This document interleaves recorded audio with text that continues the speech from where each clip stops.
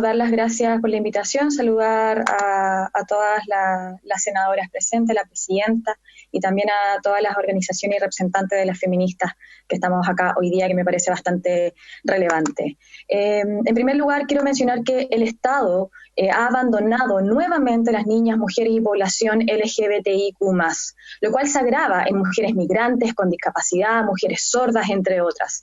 Si bien la pandemia ha agravado esta situación, no es propio del actual contexto sanitario. No queremos y no dejaremos olvidar la violencia política sexual, donde las mujeres y feministas de Chile sabemos que desde el pasado octubre en adelante el Ejecutivo tiene responsabilidad política, donde incluso una ex ministra de la mujer, de la cartera de la mujer, cartera que está mandatada además a actuar en resguardo de niñas y mujeres, guardó un silencio cómplice cuando niñas, mujeres y personas de la diversidad y disidencia sexual estábamos siendo violentadas, se nos estaba vulnerando nuestros derechos humanos. Desde hace unos meses, a raíz de una convocatoria realizada por la senadora Adriana Muñoz, más de 80 organizaciones nos pusimos a trabajar en una agenda inmediata para entender las problemáticas urgentes que enfrenta la tremenda diversidad de mujeres en contexto de pandemia. Dentro de esta, algunas medidas son destinar un presupuesto con glosa reservada para la prevención universal y comunitaria, atención y protección de las víctimas, de las mujeres y niñas víctimas de violencia, y siempre con un enfoque étnico-racial que garantice, ¿no es cierto?, esta implementación. Creemos urgente crear un comité intersectorial de prevención y respuesta frente a la violencia contra mujeres y niñas durante la emergencia sanitaria, incluidas mujeres nacionales y extranjeras, así como niñas con discapacidad y sordas, con un enfoque étnico-racial. Es urgente fortalecer los equipos de los centros de atención a mujeres y a víctimas, asegurando atención jurídica y psicosocial, incorporando enfoque de género étnico-racial, intercultural, pertenencia lingüística y medios remotos para responder de manera oportuna. Asegurar la atención también de la salud física y mental de todas las mujeres y niñas, especialmente las víctimas de violencia sexual, con un enfoque étnico-racial, intercultural y pertenencia lingüística. Asegurar que policías, fiscales del Ministerio Público y tribunales de justicia dispongan la protección preferente de mujeres y niñas en riesgo de violencia mediante la adopción de medidas de protección y cautelares oportunas, pertinentes y eficaces, cosas que hasta el día de hoy lamentablemente es bastante pobre. Y por último, disponer infraestructura pública y o privada para ser destinadas como residencias temporales que aseguren protección para todas las mujeres y sus hijos e hijas que lo requieran, dado que el perfil de ingreso a casas de acogida requiere que estas mujeres, ¿no es cierto?, estén en riesgo grave vital. Aprovechando esta instancia, quiero hacer referencia a algunas cosas que como feministas nos parecen graves. En primer lugar, lo mencionado por la ministra Salaquet respecto al no pago de las pensiones de alimentos de hijos e hijas.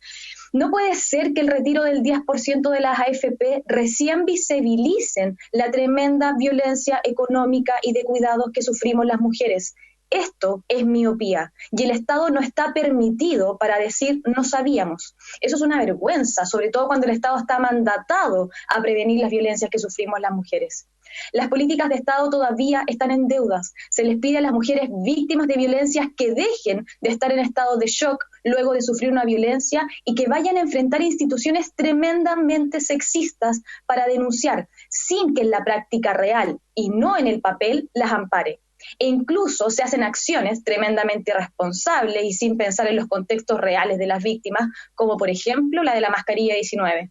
Por esto, como feministas exigimos la aprobación de la ley de violencia integral, pero no aprobar como una guía, sino como una ley rectora y que mandate. Tal como lo mencionaba la senadora Proboste, hacemos el llamado que este proyecto de ley tan importante para pensar las políticas públicas para prevenir las violencias que vivimos niñas y mujeres no ceda ante presiones de quedar como una simple guía con sugerencias de acciones, sino que como reglas claras, que esté de acuerdo con lo que se ha comprometido el Estado ante los organismos internacionales con la firma y ratificación de tratados internacionales y sus protocolos facultativos, que no ceda ante los mismos de siempre, a los que han votado en contra de la autonomía del cuerpo de las mujeres, a quienes han votado en contra de la representación política de las mujeres, quienes finalmente se caracterizan por votar en contra de nuestra autonomía y derechos humanos. Exigimos que el Estado comience a trabajar en prevenir las violencias de género, pero en serio. Desde el Observatorio contra el Acoso Chile dimos cuenta hace ya unas semanas atrás que las violencias sexuales son tremendamente continuas, que la mitad de las mujeres dentro del mercado laboral ha sufrido alguna situación de acoso sexual laboral, misma cantidad ha sufrido acoso sexual mientras estudiaba. Dele micrófono, por favor. Ahora sí. Sí. Sí. Bueno, que la mitad de las niñas han sido acosadas mientras estudiaban, mayoritariamente por sus docentes, que prácticamente todas las mujeres entre 18 y 26 años han sufrido acoso sexual callejero y que el 77% de las mujeres entre 18 y 26 años han sufrido ciberacoso sexual.